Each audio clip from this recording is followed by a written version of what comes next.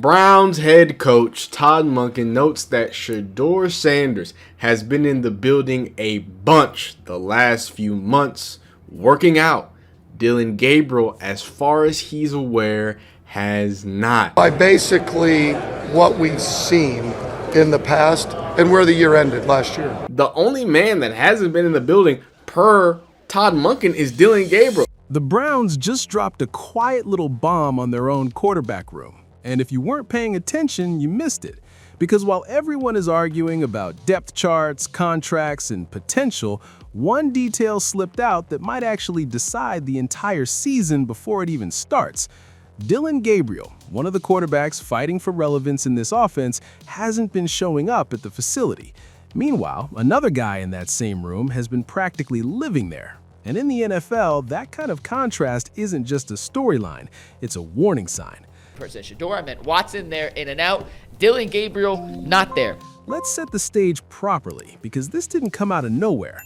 Browns head coach Todd Monken, and yeah, let's give him credit right away, actually said something meaningful in a press conference. That alone is rare in the NFL. Most coaches speak in riddles, corporate slogans, or just flat out nothing. You ask a simple question, and you get a paragraph that somehow answers nothing.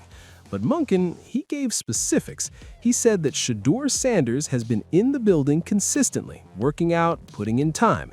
He mentioned Deshaun Watson has been in and out, and then came the line that matters. Dillon Gabriel, as far as he knows, hasn't been around. The only man that hasn't been in the building, per Todd Monken, is Dillon Gabriel. Here's the part nobody is talking about. That one sentence might have just reshaped the entire quarterback competition before it even officially begins. Because this isn't just about workouts, it's about visibility, it's about trust, it's about first impressions in a brand new system where nobody owes you anything. Monken didn't recruit Gabriel, he didn't draft him, he doesn't have history with him, so if you're not physically present, you're basically invisible. And in the NFL, invisible players don't win starting jobs.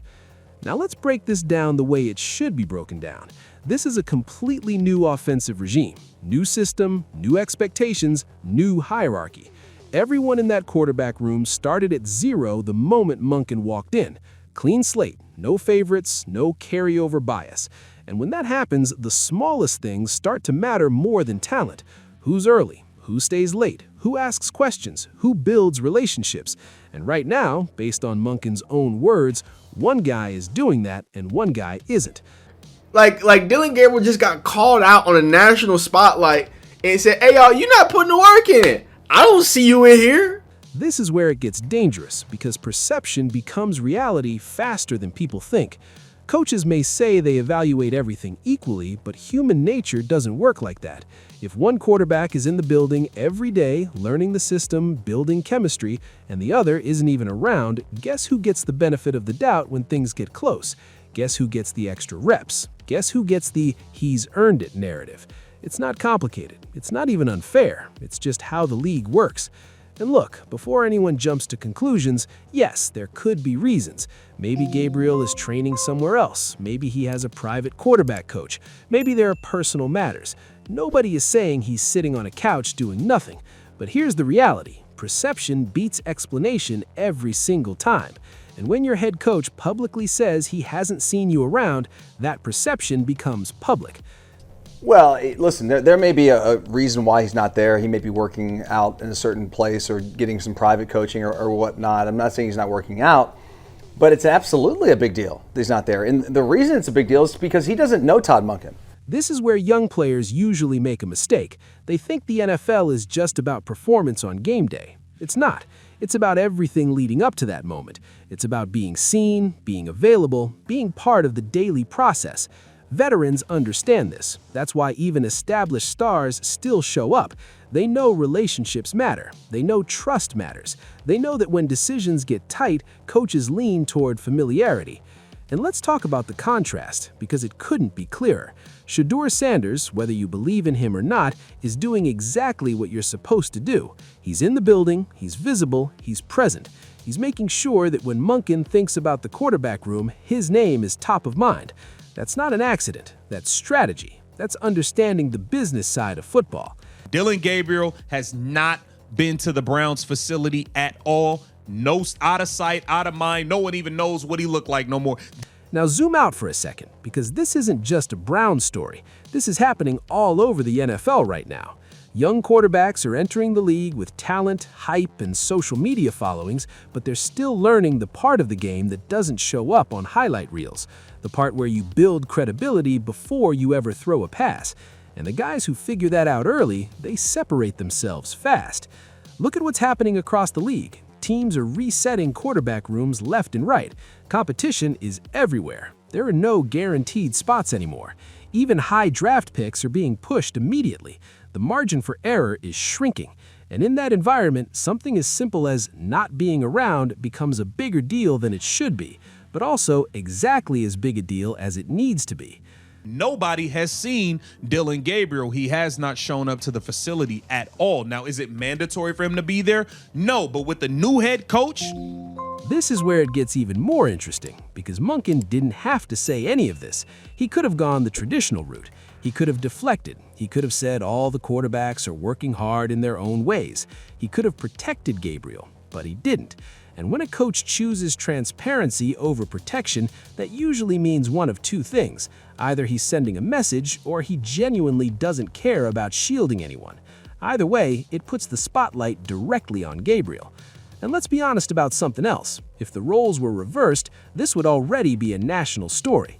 If Shedeur Sanders was the one not showing up while Gabriel was grinding in the facility every day, people would be crushing Sanders, questioning his commitment, questioning his maturity, questioning whether he really wants it. So if we're going to be consistent, we have to apply that same energy here. That's the ideal scenario. He's just off the team and we can just kind of forget about him. Why is it that there's an insistence that we treat Dillon Gabriel the same way we're treating Shedeur Sanders and Deshaun Watson? Here's the part nobody's talking about. You don't lose the starting job in March on paper, but you absolutely can lose it in perception. You can lose it in trust. You can lose it in momentum. And once that momentum shifts, it's incredibly hard to get it back, because now you're not just competing against other quarterbacks. You're competing against a narrative that's already forming. And narratives matter more than people admit. Coaches are human. Front offices are human. Media influences perception. Locker room chatter influences perception. If the story becomes one guy is all in and the other isn't, that sticks, even if it's not entirely fair, even if there's more context. That's the game. Now let's connect this to the bigger picture, because this isn't just about one offseason. This is about legacy. This is about how careers are shaped in their earliest stages. The NFL is full of players who had talent but never quite got the opportunity they expected. And when you dig into those stories, it's rarely just about ability. It's about timing, perception, relationships, and moments like this.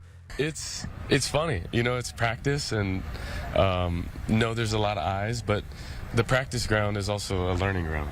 This is where it gets dangerous, because once a coach forms an initial impression, it's incredibly hard to change it. First impressions stick. If Monken's early impression of Gabriel is not around, not engaged, that becomes the baseline. Everything Gabriel does from that point forward has to overcome that starting point. Meanwhile, Sanders is building positive equity every single day just by being present. And here's the thing. This doesn't mean Gabriel's story is over, not even close. Training camp hasn't started, reps haven't been distributed, depth charts haven't been finalized. There's still time to flip the narrative, but the window is already narrowing, because while one player is building a case, the other is playing catch-up without even realizing it. Let's also not ignore the Deshaun Watson factor. He's still in that room. He's still part of the equation. And even though his situation is complicated, he represents experience. And in a three-man competition, experience plus visibility plus coaching trust, that combination can quietly push someone else further down the ladder without anyone making a big announcement about it. This is where young players usually underestimate the situation. They think the competition starts when the pads come on. It doesn't. It starts the moment the coaching staff walks into the building for the first time. Every interaction, every absence, every impression, it all counts. And now we have to ask the real question, the uncomfortable one. What does this say about Dillon Gabriel's approach right now? Is this just a misunderstanding? Is it a strategic decision that hasn't paid off yet? Or is it a genuine misstep in understanding how the NFL works at this level? Because if it's the third option, that's a problem. Not a career-ending problem, but a significant one. Because the NFL doesn't slow down for anyone to figure things out. If you fall behind, someone else takes your place. That's the reality. And before we wrap this up, let's zoom out even further, because this is something we've seen before across sports, not just football. Players with talent who didn't control the controllables. Players who assumed ability would carry them through situations where effort and visibility mattered just as much. It happens in the NBA too, where guys get labeled early and spend years trying to shake it. And speaking of that, this whole situation reminds me of something else. Because we've seen this movie before with big names who controlled their narrative so tightly that when reality finally showed up, it didn't match the image.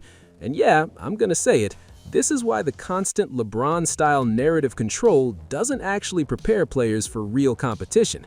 When everything is curated, protected, and framed in your favor, you don't develop the instinct to handle raw, unfiltered situations like this. And the NFL, it's as unfiltered as it gets. So now the debate is simple, and it's one that's going to heat up fast. Is this a minor offseason detail that people are overreacting to, or is this the first sign that Dillon Gabriel is already falling behind in a competition he can't afford to lose? Because one thing is clear, someone in that quarterback room is already making the right impression, and someone else isn't. And in the NFL, impressions turn into opportunities, and missed impressions turn into regrets.